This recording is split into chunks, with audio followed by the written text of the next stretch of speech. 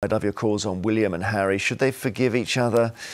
Come on, guys. 0207 862 2222. Tell us what you think. The brothers both made tributes to their mum at an awards ceremony in Diana's name last night, but crucially didn't appear alongside one another, and they made no reference to each other. Let's have a listen to Prince William's speech. She taught me that everyone has the potential to give something back, that everyone in need deserves a supporting hand in life. That legacy is something that both Catherine and I sought to focus on through our work, as have the 50,000 young people who have received the Diana Award over the past 25 years. However, Harry appeared only via a video link that aired after William had left the building. Harry also shared a pre-recorded video with his wife Meghan when they went to meet an awards winner. Every year we come across the most incredible leaders in tech, and we face a difficult choice of picking just one winner for the NAACP Archwell Foundation Digital Civil Rights Award. And this year's winner is Dr. Joy Buolamwini. You won! Oh my gosh, are you serious? Dr. Joy is the founder of the Algorithmic Justice League. And this is an organization leading the way to overcome racist and sexist biases in AI systems, especially when it shows up in policing, in education, and in healthcare. I tell you what, I'm suddenly distracted by what her job... Did you hear what her job was there? Yeah, it's fascinating. The Algorithmic Justice League. Well, it did sound like a that is franchise. Absolutely Minority Report territory there. Yeah. But anyway, we're back to the brothers, and it seems like they were just ships that pass. And they have got a public role, both of them, Nina. Is it their duty to reconcile? Well, I think Harry would reconcile. I think this is William as the sticking point. He has been, I think, completely intransigent about the whole thing. And I'm, in a way, this whole episode recently of the doctored photograph from Kensington Palace has actually shown a light on what the royal machinery can do. Now, they failed in this instance because everybody caught on to what it was. We don't quite know why, and we don't know what the original photograph was, but it shows the duplicitousness that there can be in selling the monarchy, maintaining the line of succession in the way they want it to be. It was so brilliantly amateurish, that photo, and it was, bless her, bless Kate, she's diddling around on an iPad, she's done this terrible clone. Oh, I thought she did. No, you don't think so? She apologised for it, but she... I bet she did it. No, she didn't. It was done in a lovely, inexpert way. No, look, just have a look at this top of the mail here, OK? This is Robert Jobson. Diana would knock their heads together, and it's hard not to think about Diana when we see these two not getting on. Yeah. It's hard. I mean, if you look at the royal family generally, if they were a share price, you'd sell right now. This is as bad as I can remember it for a while. This sibling rivalry is like Noel and Liam on steroids, and it would be a win. It would be a win that we could, for those of us who actually like the royal family, it'd be a beautiful thing to see. But I think we're as far away from it as we've ever been, and it can be complicated by grief. You know, the fact that a lot of what happened with Harry and Meghan happened in and around the death of Prince Philip, and then the Queen has become mixed up in there.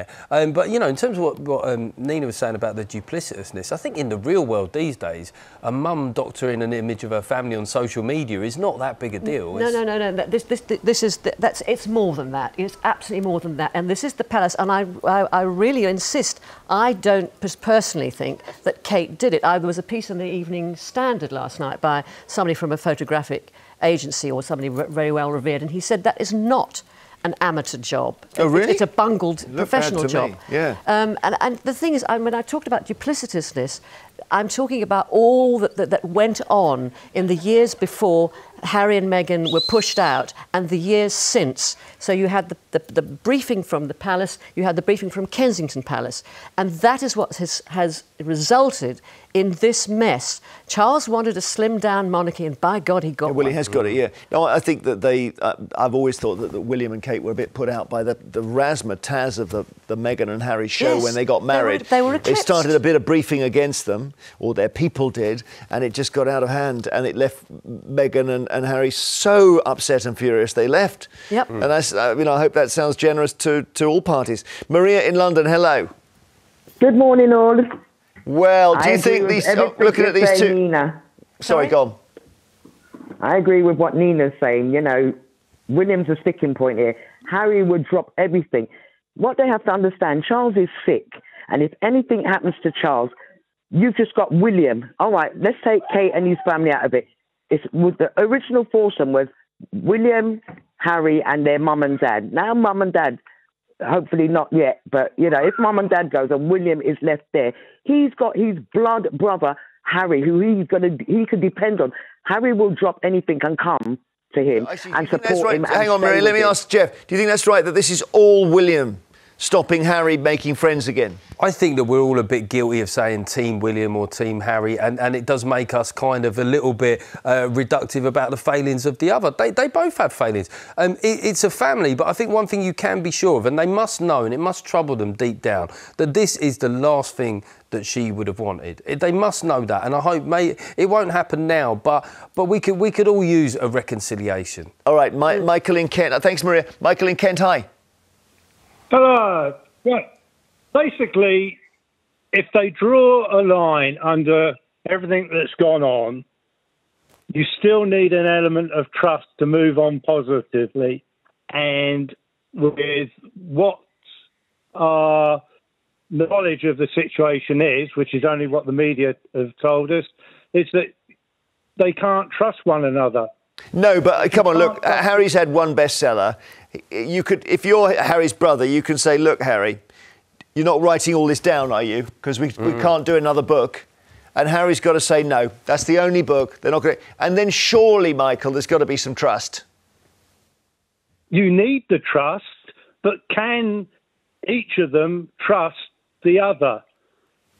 Well, I think the camps are part of this. You know, we had this story this week of Meghan's camp saying she would have never done a Photoshop, and that blew up into a massive thing. Meghan herself didn't say it.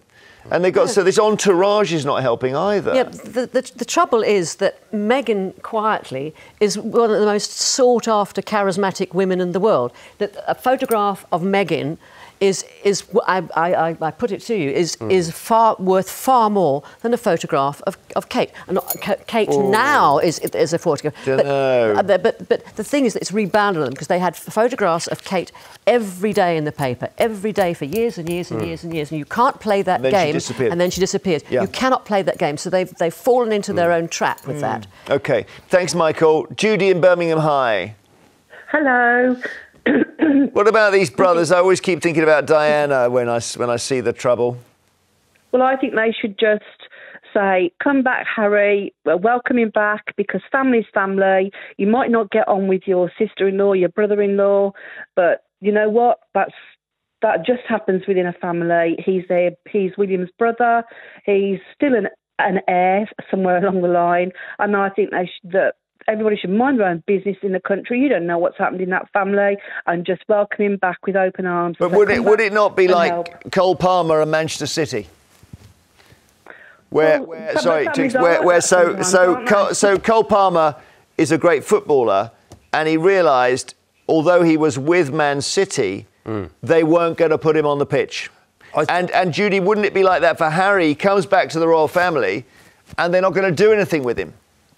What does Harry want? You don't know what Harry wants. I don't know what Harry wants. I think as his brother, as a member of the family, they should just say, if you want to come home, come home. We'll welcome you. If you want to, please help us out. We need. Yeah, we'd need you. Would work, I think. Geoff, and I think he'd come. Geoff, I'm an optimist. If Robbie can rejoin, take that, and he did. Harry can come back to the royal family. Well, blood is thicker than water. Yeah, and I think that what happens when there are deaths in family, there is a period where things are tense and loaded for a while, but that does subside over time. So I don't think it'll be a case of let's get Linda in Tyne Weir. Hi, Linda. Oh, hello. Good morning. Do you think they've got a duty to reconcile? I mean, if you're presenting an award in your mother's name and you're in a relationship with your brother, which she would be unhappy about, what do we take from that? Well, I'm not sure, to be perfectly honest, but I do feel he should stay where he went with his wife and have nothing to do with England anymore. That's my opinion. You don't want Harry back? No. No, I don't. But what about given that they're so thin on the ground? Pardon? The Royals they're like a football team playing without a midfield. No. We can manage without Harry, I believe. I do think so. OK, thanks, Linda. Keep him on the bench. Sorry about the football analogies. Need to bring in. I was completely lost. I had no idea. Yeah, I know you were. That's why I left a long They need pause. to bring in someone on a Bosman from one of the Scandinavian families, just to the end of the season. In 10 seconds, go on. Harry has charisma. The royal family needs him. If he chooses to come back, I think that would be fantastic. I have no time for William. I find him petulant and entitled. And attacking midfield role? OK. After the break, it's the papers and everything.